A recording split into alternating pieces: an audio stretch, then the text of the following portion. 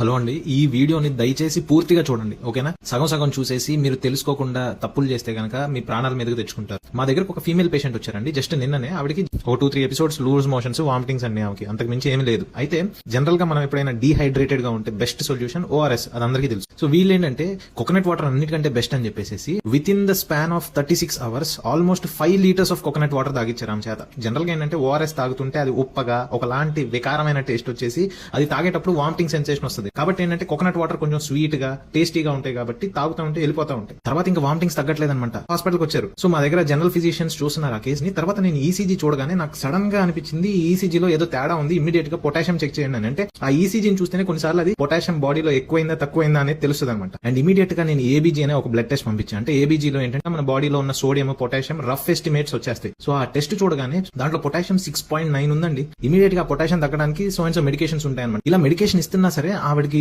తట్టుకోలేకపోతున్నారు అనమాట. ఆవిడకి heart rate up and down అయిపోతుంది. సడన్ గా హార్ట్ రేట్ 50-55 వచ్చేస్తుంది. తర్వాత హార్ట్ రేట్ పెరిగిపోతుంది. తర్వాత ఎరిథమియాస్ అంటారు, అంటే హార్ట్ రేట్ ర్యాపిడ్ గా కొట్టుకోవడము. ఎక్టోపిక్ బీట్స్ అంటారు, వెంట్రికులర్ ఎక్టోపిక్స్ అంటారు. అసలు లిటరల్లీ మీరు నమ్మరండి, ఈ స్టేజ్ లో one small mistake will lead to the death of that patient. Potassium ఎంత డేంజరస్ అంటే బాడీ నార్మల్ గా ఉండే మనిషికి నార్మల్ గా పొటాషియం 3.5 to 5.5 అరౌండ్ అప్రాక్సిమేట్ గా ఉండాలి.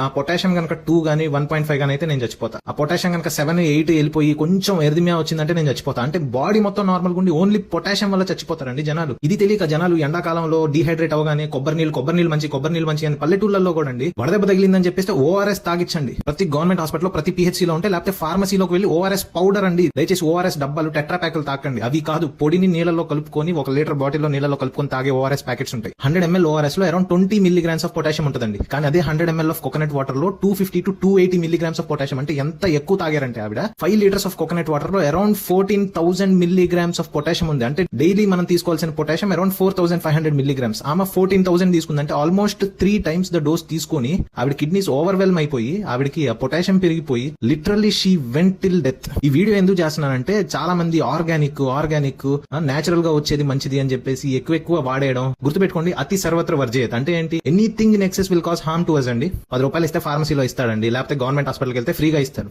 అది నీళ్ళలో కలిపించి తాగించండి. 1 or 2 liters of coconut water maximum per day, it's okay అండి. కానీ దయచేసి ఎక్సెసివ్ గా ఓఆర్ఎస్ తాగించకుండా ఓన్లీ కోకోనట్ వాటర్ తాగించండి. అలానే కిడ్నీ పేషెంట్స్ ఎస్పెషల్లీ వాళ్ళ బాడీలో పొటాషియం ఎక్స్క్రీషన్ సరిగ్గా ఉండక వాళ్ళకి ఇంకా హై రిస్క్ ఉంటుంది. ఎందుకంటే ముసలోళ్లలో ఎండాకాలంలో ముసలోళ్ళు చనిపోతున్నారు అంటా ఉంటారు కదా. వాళ్ళకి ఏంటంటే డిహైడ్రేట్ అవగానే పల్లెటూళ్ళు అందరూ పొలవమని కొబ్బరి నీళ్ళు తాగును అని తాగించి కిడ్నీలు ఫెయిల్ అయిపోయి ఎరిథమియాస్ వచ్చి ఇంట్లో చచ్చిపోతారు. ఎంతమంది ముసలోళ్ళు పల్లెటూళ్ళలో నేను చెప్పిన ఈ కారణం వల్ల చనిపోయి ఉంటారు తెలుసా? Nobody knows. So please share this video with all your friends and family. Coconut water is a natural electrolyte, నేను కాదన్ను, కానీ అతిగా దయచేసి వాడొద్దు. ORS is the best solution for dehydration.